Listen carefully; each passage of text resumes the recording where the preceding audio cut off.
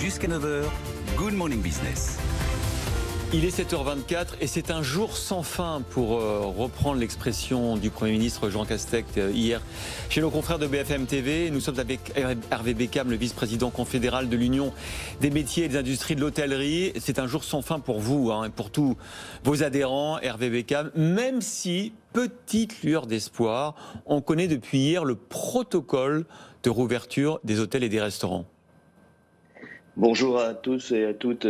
Oui, jour sans fin, année sans fin, mais avec effectivement, vous l'avez souligné, une petite lueur d'espoir suite à la réunion que nous avons tenue avec les ministres hier, qui laisse entrevoir effectivement au moins un phasage de la réouverture, même s'il manque l'essentiel qui est la date de réouverture, qui elle est conditionnée bien évidemment, du moins pour ce qui concerne le début du compte à rebours, conditionné par l'évolution de la maladie, l'évolution de la vaccination, et puis conditionné aussi quand même, malgré tout, par une confirmation que cette reprise pourrait se faire, mais pourrait se faire accompagnée en maintenant les aides jusqu'à tant que nécessaire à retrouver l'activité pleine et entière de nos entreprises. Alors c'est ce que a semblé dire le Premier ministre hier, le quoi qu'il en coûte, ça va durer parce que effectivement la situation n'est pas stabilisée. Est-ce que vous pouvez nous dire, Hervé Beckham, comment ça va se passer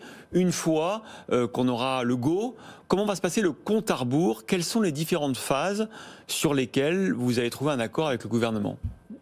Eh bien écoutez, la première phase est celle de la réouverture des restaurants, d'hôtels pour le service du petit déjeuner. C'est ce qui nous a été proposé par les ministres hier, à laquelle nous avons rajouté, bien évidemment, en argumentant que s'il y avait service du petit déjeuner dans les restaurants d'hôtel, il pouvait très bien y avoir aussi service du dîner, parce que les clients sont les mêmes et les conditions sanitaires sont les mêmes, que ce soit dans la salle du dîner le soir ou dans la salle du petit déjeuner le matin.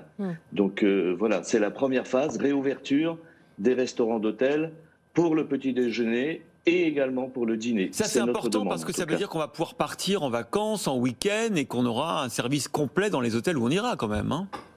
Absolument, et nous espérons, en tout cas c'est ce que nous avons exprimé hier, nous espérons que cela pourrait se faire pour les vacances de Pâques qui débutent à la mi-avril. Donc ça veut dire que vous n'avez pas besoin d'un trop long délai pour vous remettre en route, faire revenir tous les salariés dont vous avez besoin qui sont en chômage partiel? Bien sûr qu'il faut un délai, ceci dit, pour ouvrir les salles de petit déjeuner, et c'est moins contraignant et moins consommateur, je veux dire, de préparatifs et de personnel que d'ouvrir un restaurant dans son intégralité.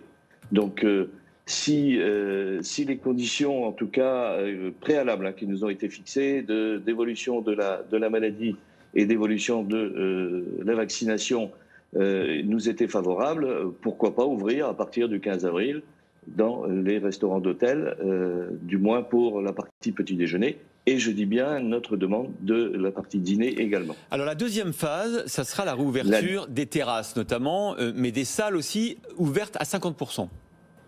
Oui, tout à fait. Il nous a été proposé l'ouverture avec un décalage de 4 semaines après la première phase, d'ouverture de toutes les terrasses à 100% et des intérieurs des restaurants à 50% de leur jauge habituelle.